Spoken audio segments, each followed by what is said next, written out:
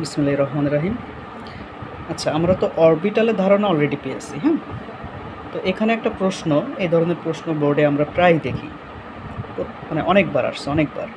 তো এই ধরনের প্রশ্নের সম্মুখীন প্রায় হতে হয়। প্রশ্নটা হচ্ছে 2D অরবিটাল সম্ভব কিনা, 2D অরবিটাল সম্ভব কিনা। আচ্ছা, এখন এই প্রশ্নের উত্তর আমরা কীভাবে দেবো, তাই না? তো আমরা একটু খেয়াল করে দেখি 2D অরবিটাল। আচ্ছা, এই 2D অরবিটালের ক্ষেত্রে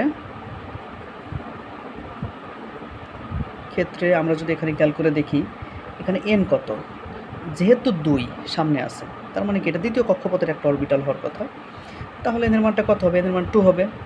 আচ্ছা, n এর মান যদি 2 হয়, n এর মান 2 হলে সেই অনুযায়ী তো আমরা এই যে একটু উপরে আমরা যদি খেয়াল করে দেখি, n এর মান অনুযায়ী তো আমরা l এর মানটা পেয়ে থাকি।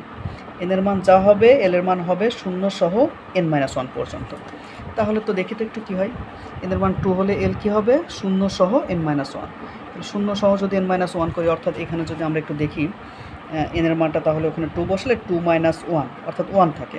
তো 0 থেকে 1 পর্যন্ত আমরা এখানে শেষ করতে পারবো। তাহলে l এর মান হবে হচ্ছে 0 হবে আর 1 হবে।